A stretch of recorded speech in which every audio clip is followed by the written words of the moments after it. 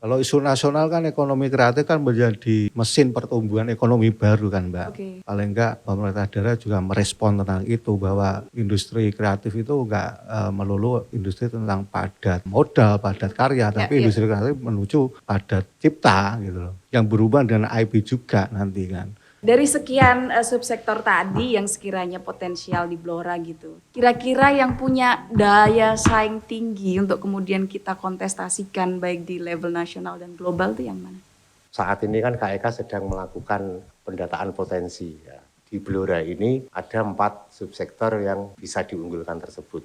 Kalau ekosistem ekonomi kreatif sudah terbentuk dan berjalan di Blora, saya membayangkan ini Blora akan menjadi pusat kreativitas budaya Jawa semi pesisiran. Wow, ini menarik ini teman-teman.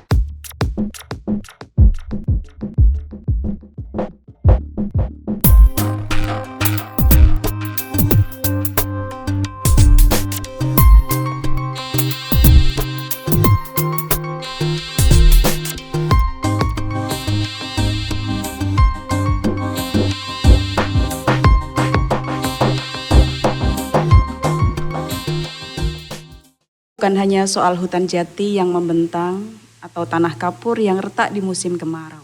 Ia adalah panggung sunyi tempat imajinasi bertahan, tempat cipta karya lahir dari ketekunan, bukan sorotan.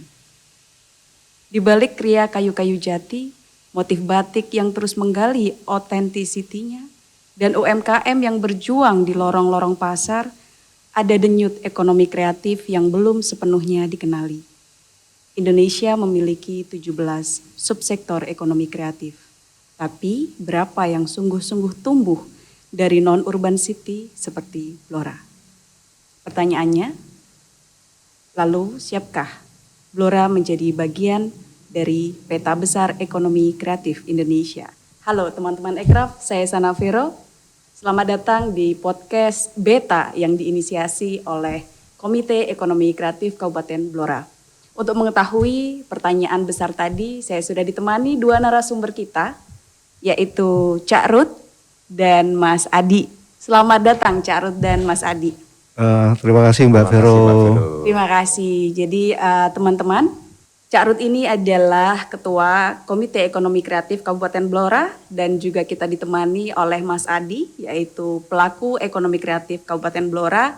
Hari ini kita akan mencoba mengulik dan diskusi tentang bagaimana ekonomi kreatif dan bagaimana itu berlangsung di Kabupaten Blora. Begini, langsung saja Cak Ruth. Ini kan ekonomi kreatif itu kan hal baru gitu di Indonesia. Tentu untuk kemudian sampai di Blora butuh sekali waktu yang panjang untuk kemudian mengenalkan ke masyarakat luas begitu. Nah, bisa dijelaskan ke kita sebenarnya apa sih ekonomi kreatif itu dan bagaimana ekonomi kreatif itu berperan mengambil perannya di Kabupaten Blora. Silakan Cak Ruth. Oke gini Mbak Vero ya, terima kasih atas pertanyaannya. Jadi ekonomi kreatif itu adalah ekonomi yang berbasis ide, kreativitas dan inovasi. Jadi kalau bisa dibahasa sederhanakan adalah ekonomi yang jualan ide. Jadi bukan jualan bahan mentah, tetapi yang jualan ide. Gitu. Jadi seperti kita tahu kan di Blora ini ada banyak bahan baku. Nah, kita harapkan dengan ekonomi kreatif ini kita bukan lagi jualan bahan mentah, tetapi jualan barang yang sudah jadi produk. Jadi jasa yang dihasilkan dari imajinasi para pelaku ekonomi kreatif tersebut. Dengan begitu kan ada nilai tambah dibanding kita jualan bahan baku mentah. Gitu. Nah, tentang seberapa penting ekonomi kreatif ini di kabupaten-kabupaten khususnya di Blora sangat penting Mbak Vero. Karena apa? Dengan ekonomi kreatif ini daerah juga akan mendapatkan suatu tambahan pendapatan. Ya, tambahan pendapatan ini bisa dari sektor pajak, pariwisata, dan lain sebagainya. Karena dari ekonomi kreatif itu akan lahir banyak produk dari ide-ide kreatif yang dihasilkan oleh para pelaku kreatif tersebut. Tadi mention tentang jualan ide begitu atau bagaimana jualan yang dimaksud itu seperti apa, Cak Ruth?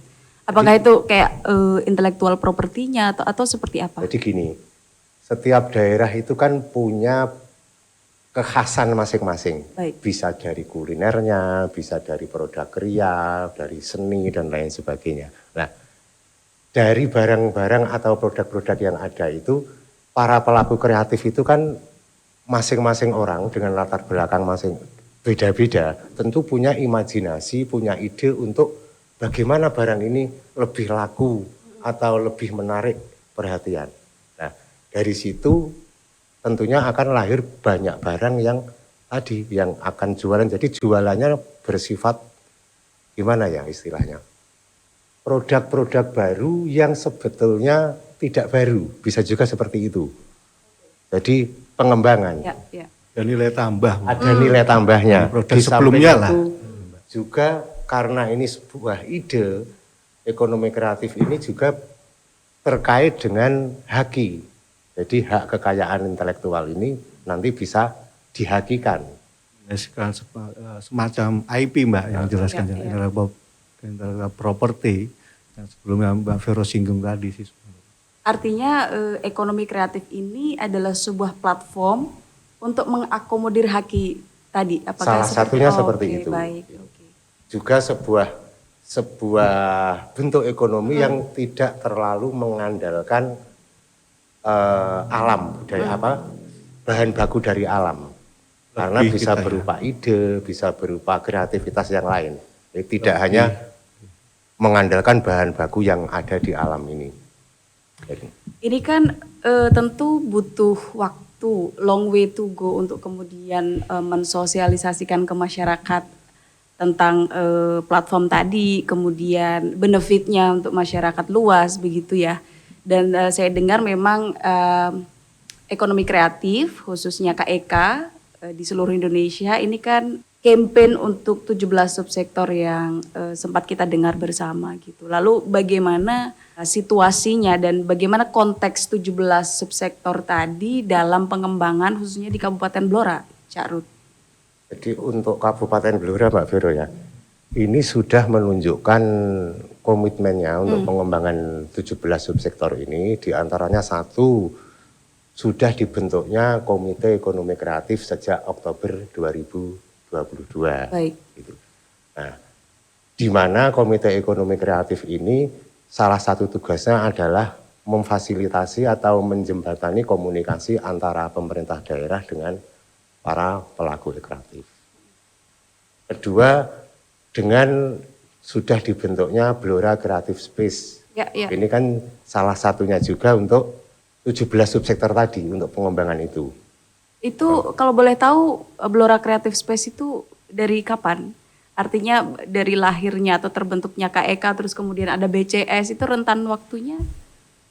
Itu rentang waktunya 1 tahun kurang sedikit, Mbak. Sudah Jadi, ada BCS. Oktober 2022 kita Komite Ekonomi Kreatif dibentuk, kemudian kita melakukan studi banding, terus kita punya pemikiran loh kalau begitu untuk meningkatkan kapasitas atau pelaku ekonomi kreatif itu naik kelas perlu sebuah ruang untuk pengembangan. Akhirnya pada September 2024, jadi hampir 2 tahun, bukan 1 tahun, sorry.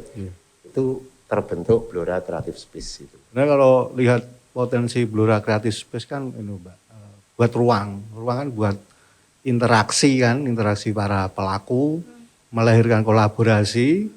Habis melahirkan kolaborasi paling enggak kan kita melakukan aksi tersebut apa mungkin teman-teman antar penggiat event terus buat segala sesuatu yang berkaitan dengan industri ekonomi kreatif lah.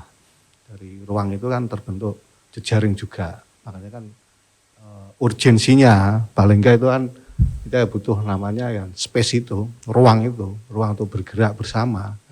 Okay. Untuk pengembangan 17 subsektor tadi di samping sudah dibentuk Komite Ekonomi Kreatif, Blora Creative Space juga dilaksanakannya Blora Creative Festival yang tahun 2025 ini insya Allah yang ketiga. Gitu. Luar biasa, artinya dari terbentuk husnya Kak Eka di Kabupaten Blora, melihat progresnya yang saya pikir cukup konsisten dan cukup masif begitu, ini menurut saya sesuatu hal yang tidak biasa di Blora khususnya, dan luar biasa itu progresnya cepat dan bisa dinikmati masyarakat luas gitu. Termasuk tadi BCS itu apakah terbuka untuk umum atau siapa saja bisa Siapa saja pelaku kreatif memaksimalkan. bisa mengakses BCS. Luar biasa teman-teman Kak Eka Dan Blora terima ini kasih cukup ya kepada progres sekali. Bapeda, kepada Dinpora Dinpora Bubar Bubar dan lah. Bapak Bupati yang sangat mendukung atas lahirnya BCS ini. BCS. Dan satu lagi, perhatian pemerintah Blora itu juga mereka bekerja sama dengan pihak swasta, dalam hal ini dengan Exxon Mobil Oh, oke. dalam pendirian Kalau nggak salah Kreko, Kreko ya. Kreko itu ya. Kreatif Joko ya. Tepu Kreatif Community. Community. Nah, itu kan berarti pemerintah Kabupaten Blora ada perhatian memberikan atau menyediakan ruang publik untuk para pelaku kreatif ini. Artinya dalam hal ini peran pemerintah kabupaten juga sangat urgent Sangat dalam urgent, ya. pengembangan ekonomi kreatif di Ya, Kabupaten betul. Blora ya. Kalau isu nasional kan ekonomi kreatif kan menjadi mesin pertumbuhan ekonomi baru kan Mbak. Oke. Jadi kan paling enggak pemerintah daerah juga merespon tentang itu, bahwa industri kreatif itu enggak melulu tentang industri tentang padat modal, padat karya, tapi industri kreatif menuju ke padat cipta gitu loh. Yang berubah dengan IP juga nanti kan. Kalau semisal kayak film Jumbo yang baru hype ini kan, menumbuhkan IP-IP yang bahkan itu ya industri kreatif ini bisa dibisniskan gitu loh secara ekonomi gitu. Artinya ada ekosistem ekonomi di Iya, dalam iya. sektor kreatif itu ya, Iya, dalam industri iya, kreatif iya. seperti itu. Memang kalau kita rasa bersama ya selama ini dalam industri kreatif itu challenging-nya memang di situ kan, bagaimana kita menumbuhkan ekosistem perekonomian Iya. dalam perputaran karya kreatif begitu. Dan di sini ekonomi kreatif kemudian berperan untuk menjadi salah satu platform bagaimana menumbuhkan ekosistem tersebut begitu ya. Cuma ada satu Mbak Vero. Gimana itu? Sebelumnya mohon maaf ya. Oke. Meskipun progres dari pemerintah daerah sudah sangat bagus, tapi ada satu yang perlu digarisbawahi, bahwa selama ini koordinasi dan komunikasi antar OPD juga dengan para pelaku ekonomi kreatif masih sangat perlu untuk ditingkatkan. Gitu. Semoga yang ke saya depan rasa ya itu kita yang masih agak kurang di situnya, Mbak. Gitu. Kurangnya komunikasi dan koordinasi antara OPD Iya, dan iya, iya. para pelaku. Soalnya kan ekonomi kreatif. katakanlah gini Mbak, kreatif itu teman-teman kreatif kan identik dengan namanya idealis toh. Betul. Bisa Idealisnya menunjukkan iya. pada geraknya cepat Betul, ya.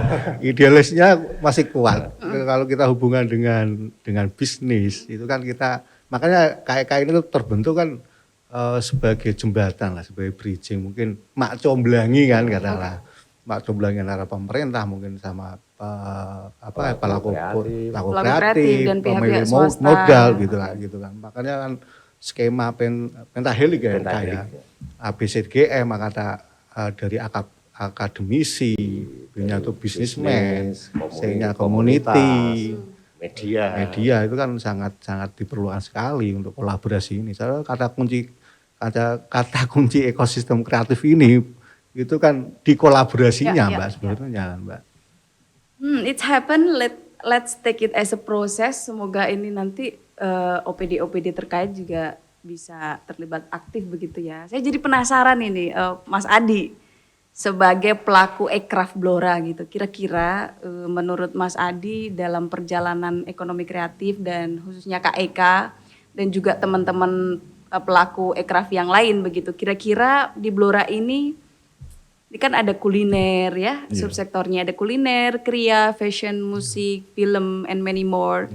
Itu kira-kira yang tumbuh secara organik di Blora itu subsektor apa, dan kira-kira apakah teman-teman KEK ini punya skema yang sudah dikomunikasikan dengan Pemkab untuk kemudian menjadi satu roadmap misalnya, oke nih Kabupaten Blora potensi yang paling besar ini dulu yang kita naikkan, semacam timeline atau outline begitu, apakah ada Mas Adi?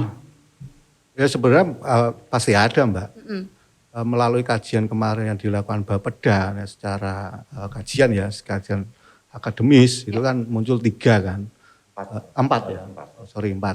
Ada namanya seni pertunjukan yang pertama, terus subsektor kuliner, terus fashion, sama kriya.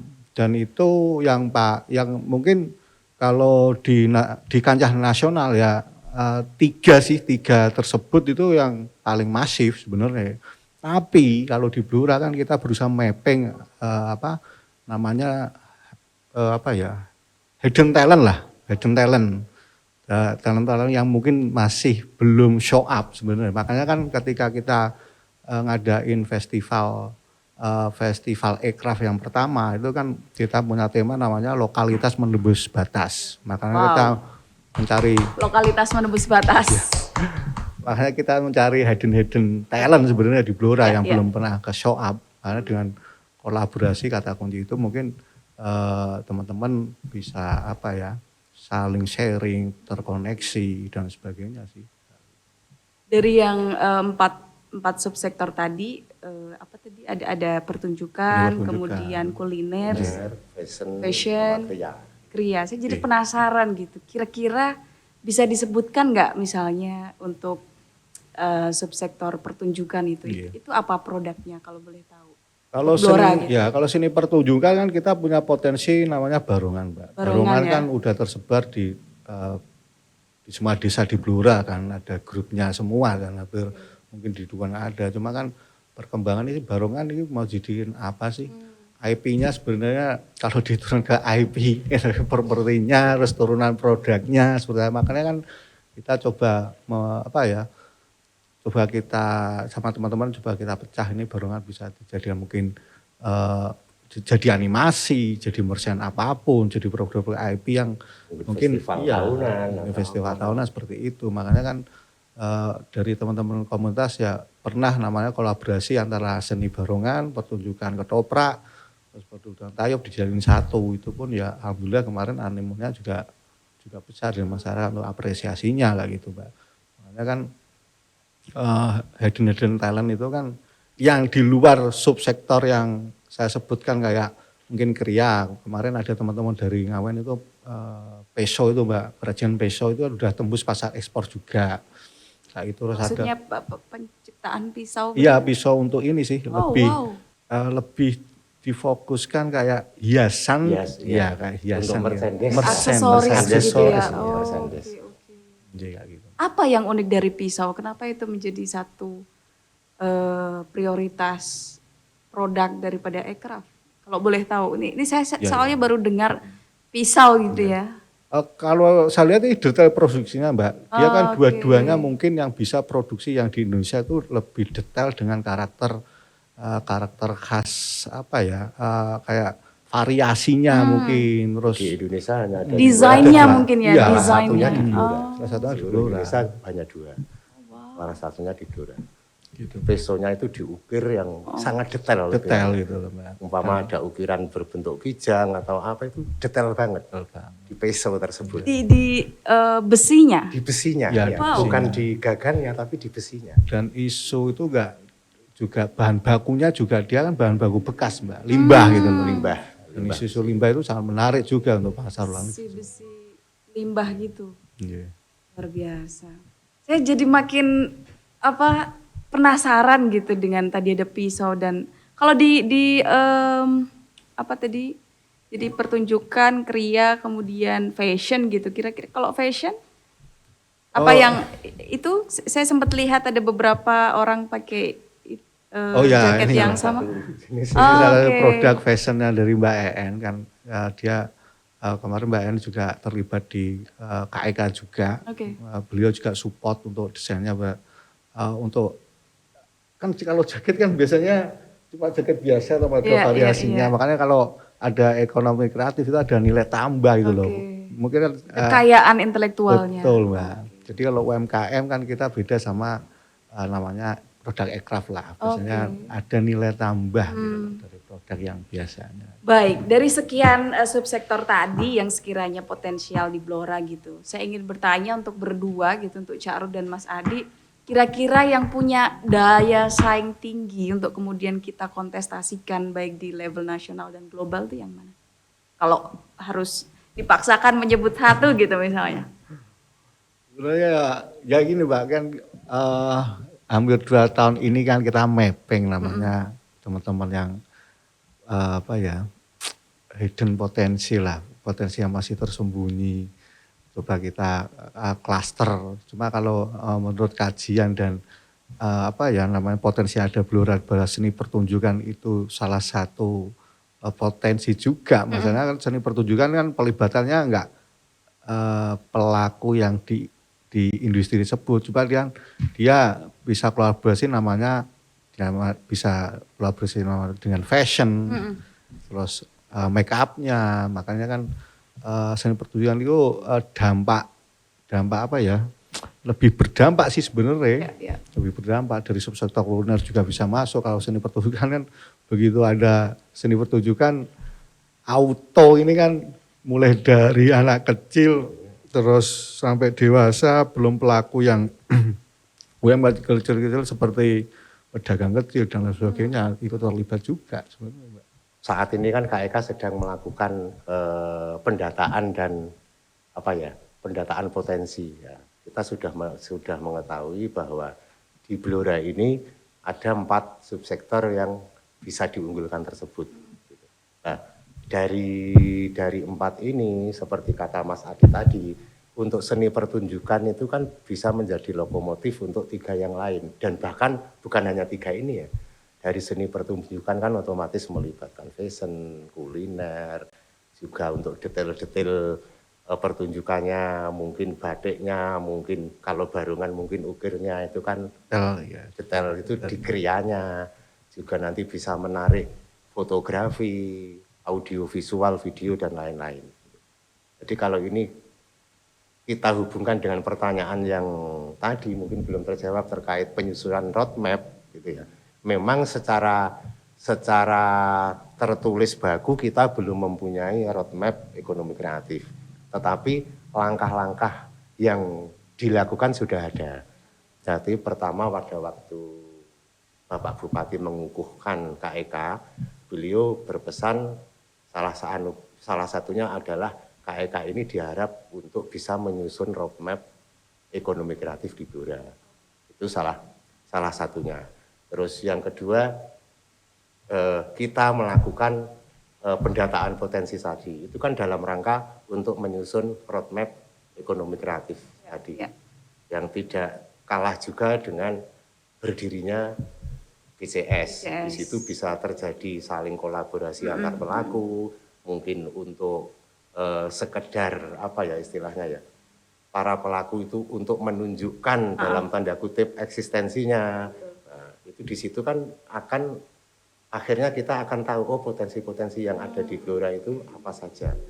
Itu bisa menjadi langkah-langkah awal kita menyusun roadmap ekonomi kreatif yang ada di Blora. Tapi yang tadi belum terjawab gitu, kalau harus menyebut misalnya satu subsektor atau satu produk yang sekiranya kita lihat hari ini bisa nih ada potensi daya saing di level nasional ataupun global dengan segala isunya gitu. Kira-kira dari Cak Rud dan Mas Adi gitu, bisa nggak kasih saya satu saja? Kalau dari sisi banyaknya atau hampir meratanya desa-desa di Blora yang mempunyai barungan, itu berarti seni pertunjukan. Tapi kalau dari sisi bahan baku yang saat ini insya Allah tinggal di Blora, hanya ada di Blora, yang lain ada tapi sudah mulai menipis, itu kria kayu jati. Kria kayu jati. Ya, Blora kan punya kayu jati dengan gimbal yang unik. Gimbal ya lebih. Ini kalau kreativitasi dengan sangat bagus, dengan tentunya dengan inovasi dan kreativitas para pelaku, ini sangat bisa bersaing bukan hanya nasional, bisa internasional. Jadi kalau untuk menunjuk, saya bisanya 2, 1 nggak bisa. Oke. Nah, kalau Mas Adi gimana? Mas Adi, monggo gimana? Saya rasa sih lebih di saya sendiri Mbak, itu yang kekuatan SDM sih lebih di seni pertunjukan. Barungan itu kita belum bisa, saya rasa belum bisa memaksimalkan IP-nya dulu, itu propertinya. Makanya kan Karena Barongan juga ternyata dipentaskan di kota-kota lain, artinya betul. mereka juga memproduksi itu Iya. gitu ya. Sebenarnya kan nggak melulu ini dipentaskan, tapi kan bisa jadi mungkin dibuat versi seperti Jumbo lah katakanlah. Oke. Buat versi seperti apa lah. Itu kan perlu kolaborasi sama teman-teman di industri kreatif itu, Mbak. Apa ya, menurut saya unik juga sih Barongan ini. Ya mungkin di kota yang lain ada, tapi animo dari lokalnya itu apa ya, audiensi lokalnya juga menarik sekali, bahwa setiap ada Barongan pasti akan ramai juga. PR panjang juga ya ketika kita bicara tentang daya saing gitu, akhirnya kan kita menghadapi atau berhadapan dengan beberapa produk dari luar yang sekiranya di luar nggak ada tapi di Blora ada, dan itu bisa kita jadikan untuk potensi daerah gitu ya, termasuk tadi ada kayu jati, ada gembol, ada juga Barongan gitu. Lalu ini saya melihat challenging-nya begitu ketika pemerintah kabupaten dan teman-teman di KEK sudah berkolaborasi untuk kemudian mengakomodir ini, baik dari segi kekayaan intelektualnya dan juga produknya begitu, sebagai platform lah ya untuk distribusi dan sebagainya. Apakah itu cukup untuk kemudian berkomunikasi dengan para pelaku aircraft gitu misalnya? Bagaimana Mas Adi dan Cak Rud dan juga pemerintah kabupaten ini mencoba untuk bicara dengan teman-teman pelaku gitu? Apakah itu sudah menjadi apakah komunikasinya itu sudah efektif begitu untuk kemudian sama-sama menyadari bahwa ini loh kita punya potensi kria gembol kayu jati gitu. Kira-kira ini bisa kita jadikan produk unggulan untuk bersaing di kancah global misalnya internasional gitu. Bagaimana komunikasinya terjalin dengan para pelaku? Begitu Mas Adi dan Syarud. Kalau sama pelaku sih kita udah upayakan semua, Mbak ya. Dari kemarin ada pendataan kata kreatif ya Cak ya.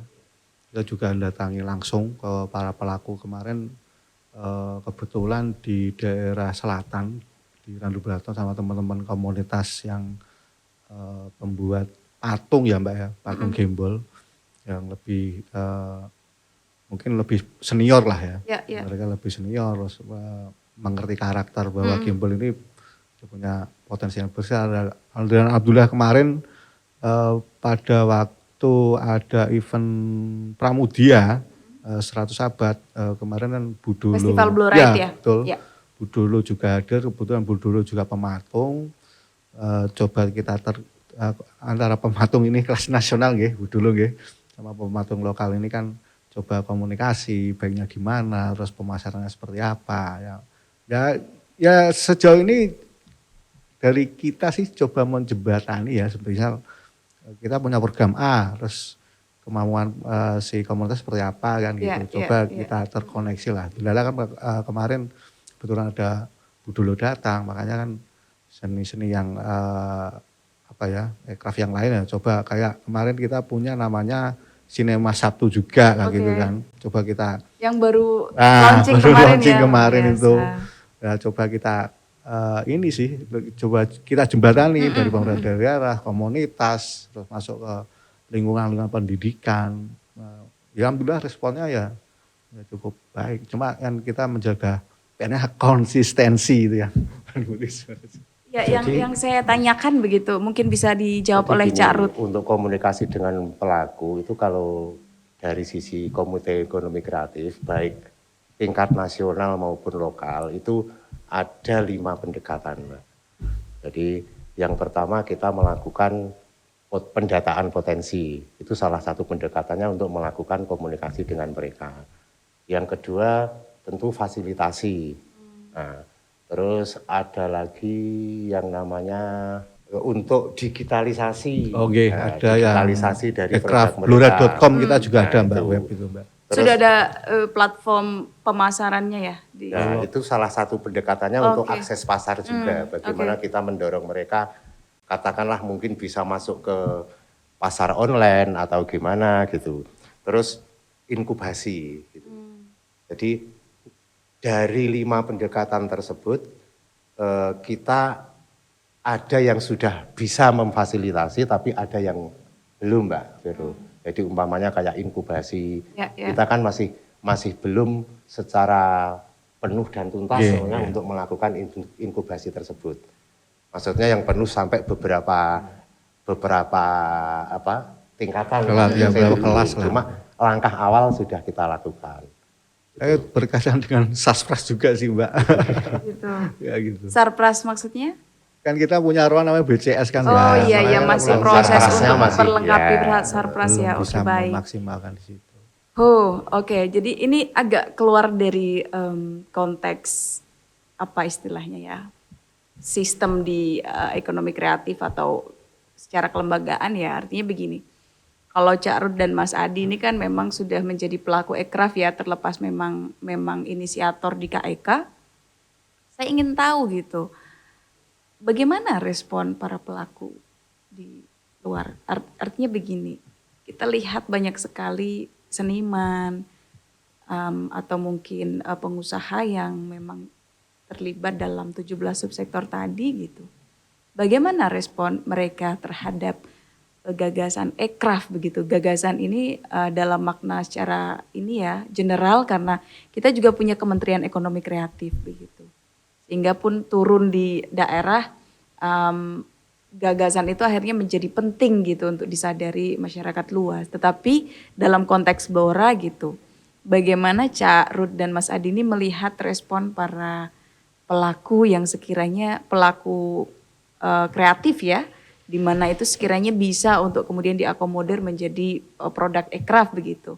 Apakah mereka merasa what is this? It's something new, dan mereka merasa asing, gue agak butuh misalnya, atau apa ada antusiasme? Terlepas dari persoalan pemerintah kabupaten atau persoalan KEK di dalamnya gitu ya. Artinya sebagai pelaku, bagaimana Cak Ruth dan Mas Adi melihat respon teman-teman kreatif? Kalau saya melihatnya responnya sangat bagus, Mbak Vero. Bagus ini gimana? Itu saya lihat dari ketika kita 2 kali mengadakan Blora Ekraf Festival, itu yang mau ikut atau yang mau terlibat di dalamnya itu sangat banyak. Cuma kita kan terbatas dengan tempatnya. Kalau kita tampung semua, tempatnya nggak cukup. Itu saya lihat, kalau saya lihat dari 1 poin itu responnya sangat bagus. Juga di samping itu ketika kita melakukan kunjungan ke para pelaku, umpamanya seperti yang tadi dijelaskan Mas Adi, ketika kita melakukan pendataan dalam rangka untuk dalam rangka berusaha agar Blora menjadi salah satu masuk ke jaringan kata kreatif nasional, kita mengunjungi para pelaku, itu respon mereka juga bagus. Jadi mereka berkumpul sendiri dengan ya kalau orang berkumpul kalau di Blora ya itu kan mesti ada kopinya, ada macam-macam, itu mereka sendiri yang menyediakan. Ya secara organik lah. Secara organik mereka seperti itu. Jadi kita datang itu sudah ada kopi, ada jagung godok, ada ketela dan lain-lain lah. Menarik. Kalau mereka tidak respon kan nggak mungkin seperti itu. Padahal kita itu siapa kan gitu toh. Juga mau baru mengenalkan diri gitu. Itu saya kira itu. Kalau Mas Adi gimana pengalaman yang dijumpai di lapangan atau selama proses KEK ini berlangsung dan BCS juga udah dibuka. Bagaimana Mas Adi melihat respon teman-teman pelaku kreatif dengan adanya gagasan ini? Ini namanya juga mesin pertumbuhan baru, Mbak ya. Okay. Juga perlu sosialisasi, kita kencengin. Salah satu mungkin pendekatannya Cak Ruth bener ya. Event Ekraf Fest itu kan sebuah mungkin hajatan teman-teman pelaku ekraf. Di sana pelibatannya enggak melulu tentang ini teman-teman yang sudah berkecimpung, bahkan yang mungkin kelas pelajar pun kita libatin. Kemarin ada sayembara logo HUT Blora. Itu kan juga ibaratnya kita kasih stimulus buat teman-teman pelajar juga. Oh, ternyata KEK itu juga turut turut hadir di sana untuk memfasilitasi mereka untuk kreativitasnya mereka untuk menjadi untuk saya baru logo tersebut kan Mbak. Ini salah satunya tuh. Alhamdulillah kemarin dalam event di Ekrafest itu banyak barang yang juga laku Mbak. Barang juga direspon juga ada banyak yang direspon juga. Gitu.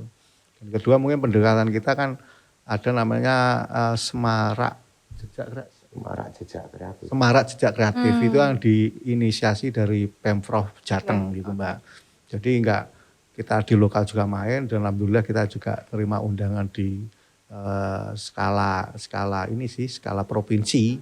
Insya Allah besok Juni pertengahan kita ada nanti produk-produk kita pamerkan di Wonosobo Mbak. Ini Mbak. Ya mungkin teman-teman yang kepengen tahu produk kita monggo berkunjung di alun-alun Wonosobo besok di pertengahan Juni ini. 14-15 nanti tanggalnya insya Allah kita ada di sana. Nanti ada produk-produk potensi Blora yang kita pamerkan di sana Mbak. Enggak melulu tentang produk, bahkan ini kan ada produk film juga dari karya-karya teman lokal kita puterin juga di sana untuk kita tetap Juni ini ya? Juni ini. Luar biasa. Jadi saya jadi semakin tahu begitu ya sebagai anak daerah yang baru pulang dan mengenal kembali daerah di mana saya lahir gitu. Dengan adanya ini saya jadi lebih tahu gitu dan mungkin teman-teman kreatif di luar sana juga supaya lebih mengenal bagaimana potensi daerahnya dan ternyata ada platform yang itu menjadi bridging begitu ya untuk menjadi let's say panggung distribusi dan juga bentuk apresiasi secara intellectual property begitu ya Cak Rud dan Mas Adi. Nah, sebelum kita tutup nih karena sudah hampir 1 jam gitu dan saya ingin bertanya lagi-lagi di luar ini ya, di luar persoalan kelembagaan begitu ya. Bagaimana Cak Rud dan Mas Adi membayangkan gitu kira-kira 5 tahun ke depan atau 10 tahun ke depan gitu dengan segala potensi daerah yang ada, dukungan pemerintah kabupaten dan juga antusiasme para pelaku kreatif begitu ya. Bagaimana Mas Adi dan Cak Rud membayangkan Blora ini akan seperti apa gitu? Apakah Blora dengan organiknya, dengan otentisitinya yang kita kenal sebagai daerah hutan begitu atau ini akan menjadi semacam semi urban city atau seperti apa Cak Rud dan Mas Adi membayangkan? Ya kalau melihat Blora kan bukan kota arus utama Mbak, tapi kan dengan digitalisasi ini kan kita bisa menembus kemana-mana sebenarnya kan Mbak. Kalau membayangkan kan ini kan isunya lebih aku sendiri ya lebih trust ini kan, kepercayaan antara publik dan pemerintah dengan pelaku kreatif itu bisa terbentuk sih sebenarnya Mbak. Kalau bisa terbentuk secara maksimal mungkin kan lebih signifikan. Apalagi kita juga punya BCS kan buat ruang teman-teman untuk berjejaring, terus untuk membuat kolaborasi, terus melakukan aksi. Saya rasa mungkin lebih penguatannya mungkin kalau di Sasprasnya BCS itu sendiri, kalau kita bisa akses secara daily dan berkelanjutan, aku yakin industri ini, kalau ekosistem habit yang baik, habit kreativitas terbentuk, aku yakin kan tumbuh dengan organik itu Mbak, tanpa ada stimulus pemerintah pun, kalau kita kasih ruang, kalau kasih Saspras, aku yakin tumbuh ya secara organik akan lebih masif lagi. Bisa dibayangkan ya Blora akan tumbuh secara organik. Betul. Apalagi kan head hidden yang talent itu kan juga belum aku rasa kita masih menggali sekitar 20-30%, belum semua hidden yang hidden teman-teman hidden kreatif teman-teman belum muncul juga gitu sih. Kalau dari Cak Rud gimana Cak Rud? Atau mungkin satu kata boleh gitu. Blora kota sinema gitu misalnya atau gimana? Cak Rud melihatnya. Kalau saya membayangkan itu gini. Kalau ekosistem ekonomi kreatif sudah terbentuk dan berjalan di Blora, saya membayangkan ini Blora akan menjadi pusat kreativitas budaya Jawa semi pesisiran. Wow, ini menarik ini teman-teman. Kita akan mengenal Blora menjadi pusat kreativitas budaya semi semi pesisiran. pesisiran. Wow. Karena kota Menarik Blora yang sekali nih. tidak terlalu pedalaman tapi juga tidak di pesisir. Nah, kita melihat di Blora kan Barungan hampir setiap desa ada. Di Blora ada tokoh Pramudia Anantatur, ada Bapak Pers Nasional Tirto Adi Suryo. Nah itu kalau kita bisa membungkusnya dalam konten kreatif atau pertunjukan semi modern kan itu kan sangat bagus. Juga Blora akan menjadi pusat center heritage minimal tingkat Jawa Tengah lah. Jadi menjadi center heritage hub Jawa Tengah bagian timur, di ujung timur. Di ujung timur ya. Nah, kan di Menarik Blora gitu. juga banyak heritage yang apa? Apalagi Yang minyaknya. Minyaknya juga, terus apa itu? Ada Heritage pegunungan juga. Kendeng dan lain sebagainya. Termasuk ada kita punya goa, ada kemudian di Gua Terawang, ada di beberapa waduk. Kalinanas yang Sungai Purba dan lain sebagainya itu. Itu juga menjadi concern di Ekraf ya, Cak Rut? Ya dulu pas kalau nggak salah tema festival kedua kita Mbak. Kita kan ngangkat festival Kedua dulu ya. pertama yang menembus batas itu kan. ya. Itu kan desainer kita Mas Yoga itu kan ini munculkan gajah purba dengan desain gajah purbanya. Kalau ini bisa memang nantinya berjalan Ya, 5-10 tahun ke depan, bayangan saya itu ada desa kreatif. Mbak. Mungkin desa A, berarti ini desa kreatif umpamanya batik khas Blora.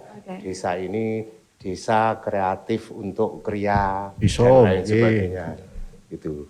Jadi masing-masing desa itu menjadi desa kreatif yang apa sifatnya? Rural apa gitu. Satu desa dengan satu tematik ya, desa tematik rural atau apa itu. Luar biasa sekali.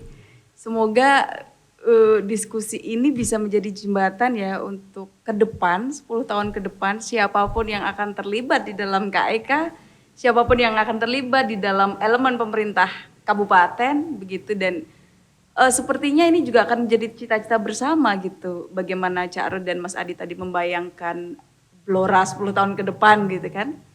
Jadi mungkin juga ini bisa menjadi refleksi oleh daerah-daerah yang sekiranya mirip dengan Blora gitu, bahwa ternyata dalam membangun potensi Blora ini kita juga tidak melupakan bagaimana kabupaten ini lahir dan memiliki peradabannya gitu, melibatkan sejarah sehingga kita bisa menggali potensi daerah masing-masing dengan tentu dengan cita-cita ke depan gitu, dan bersama-sama berkolaborasi baik dari pelaku kreatif, dari elemen pemerintahan, dan juga tentu para pegiat ekonomi kreatif begitu. Saya rasa sebuah daerah, sebuah kota atau kabupaten akan kemudian mampu menunjukkan who they are, begitu kurang lebih gitu.